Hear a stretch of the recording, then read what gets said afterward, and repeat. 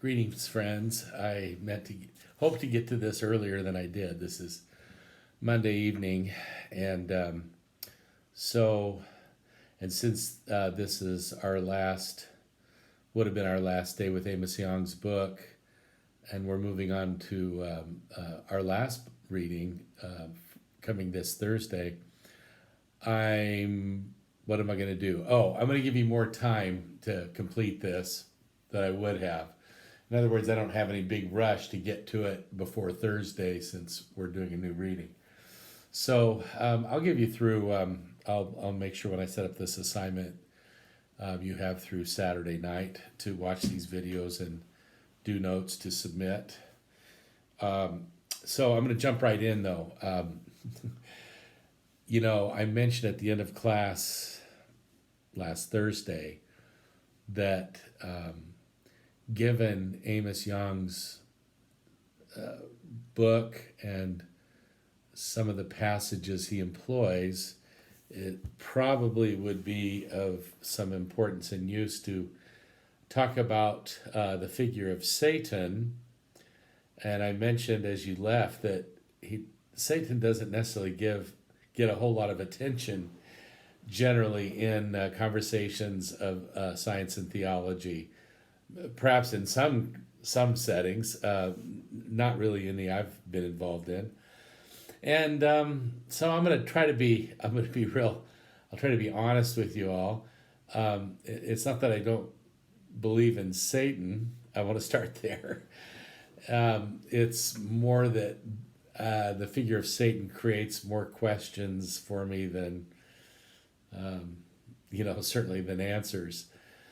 But having said that, I'll then make the next step. One of the reasons why in science and theology discussions, I would say that Satan, for one, and kind of like angels, spiritual beings more broadly conceived, don't necessarily get a lot of attention because most of the attention goes toward the natural world and natural sciences, much as our class is set up.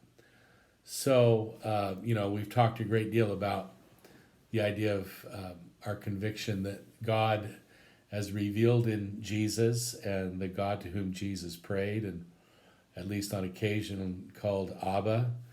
By the way, you may not know this, but in the Gospels, there's actually only one time where specifically the term Abba is used in Jesus' speech. He may have said it a lot more than that. In case you're going, well, what's this Abba thing? It's the Aramaic word really for papa or daddy. And sometimes in some Christian circles, a great deal of energy spent talking about this. And I'm not saying it's not well invested, but it's at least worth noting that of our four Gospels, the one Gospel that has the one time where we read that Jesus prayed Abba is the Gospel of Mark, and it's Jesus in the Garden of Gethsemane, Abba, Father, all things are possible for you. If it is possible, let this cup pass from me. Nevertheless, not my will, but your will be done. The other two synoptic Gospels managed to talk about Jesus in the Garden of Gethsemane without mentioning this Aramaic term of, kind of intimacy and endearment, Abba. Now, why was I mentioning that? My goodness. That God. This God that Jesus spoke of and spoke to, and in whose name Jesus acted, we believe to be creator of all things. And often what we'll say is creator of the heavens and the earth. Well, saying that, and if we mean by heavens what the Bible seems to have meant, especially there in Genesis 1, as we've talked about, it's about what you see when you look up above you. And of course, Eretz, earth, is the land upon which we stand. For the biblical writers, this was not, an orb floating or spinning through space, rotating around this near star, the sun. That's not the way they thought about it. But we've, of course, talked a great deal about that. But we have, I think, rightfully in Christian faith, extrapolated from that conviction to the idea or the proposition that God is the creator of all things. And again, if we just satisfied ourselves with Genesis 1, we'd say, well, then all material things, all worlds and stars, sun, moon, etc., etc. But in the Nicene Creed, not in the Bible, but the Nicene Creed developed in the 4th century, Christians took it beyond maker of the heaven and creator of heaven and earth to say also and creator of all things visible and invisible. Now, in the 4th century, they wouldn't have been thinking about invisible materials like subatomic particles and so on. They would have, when they said invisible, I suspect what they meant were angelic or demonic beings or any kind of spiritual being that was not amenable to physical perception on the part of humans. And the idea is that God is the creator of all of those as well. Well, we certainly, whatever else we say about Satan, we would be incorrect if we didn't say, and Satan is a creature of God. Remember, creature doesn't have to mean material. Creature just means created. Now, so the point simply would be only God is uncreated. All other things, visible and invisible, are created beings. Science basically restricts itself, to, well, except when you're doing the paranormal, sort of there is kind of a branch of science. I guess most natural scientists wouldn't call it science. I'm a little more open to it, but I'm not a scientist.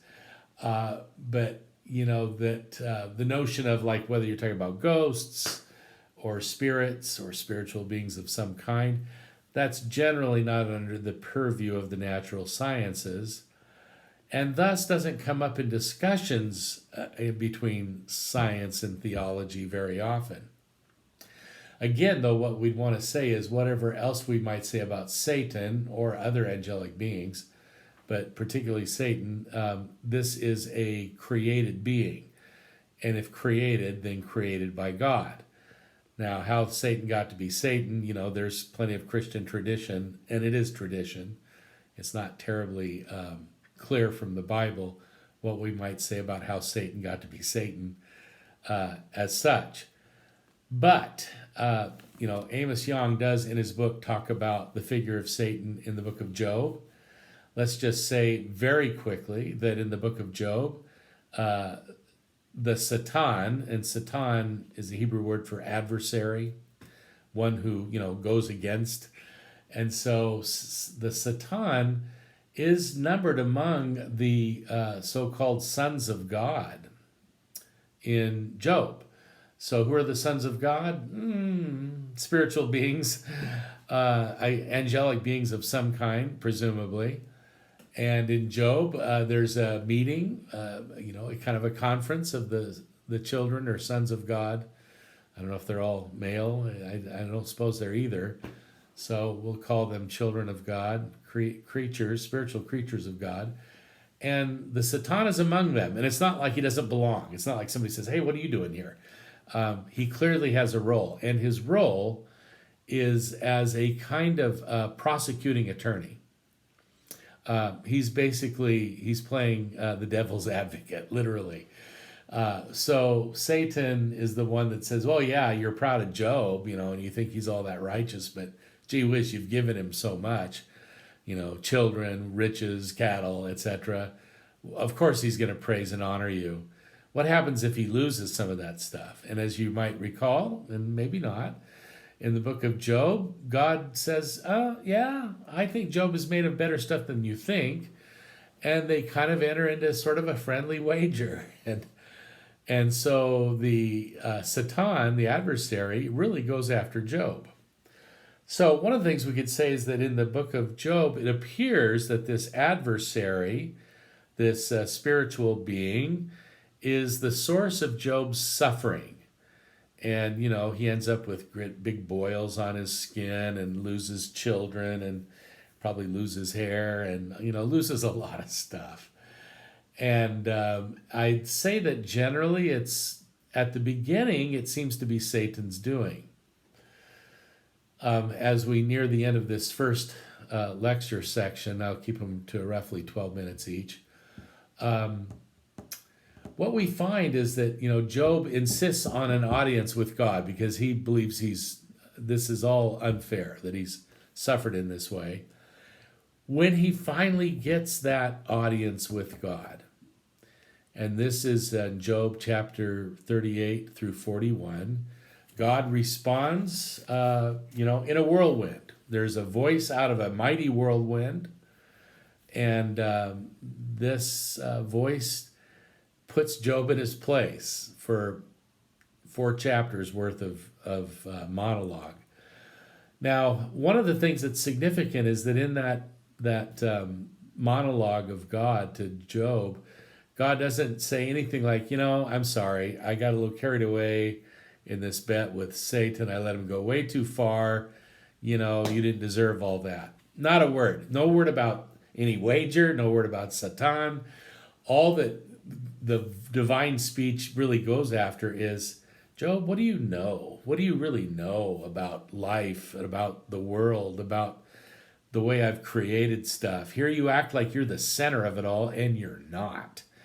And if we only had Job, we wouldn't have a very satisfying, what we call theodicy, a very satisfying answer to the problem of evil, because God basically tells Job, you just don't get it.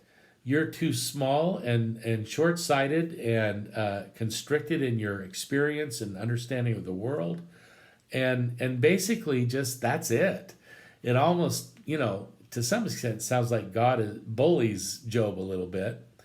But recently I've come across, and I'm just about done with this first little installment, a really lovely idea is that what God does is appeals to all the diversity and strangeness of creation and really helps Job, hopefully, to see, and helps us to see there's so much more mystery to the created world around us.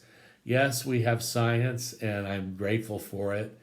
Yes, we're created in God's image, and this gives us this sort of, we'll say, important role in the world, in creation. And yet, Job, the book of Job, kind of puts us back in our place, reminds us of our smallness, our finitude, our vulnerability, our ignorance.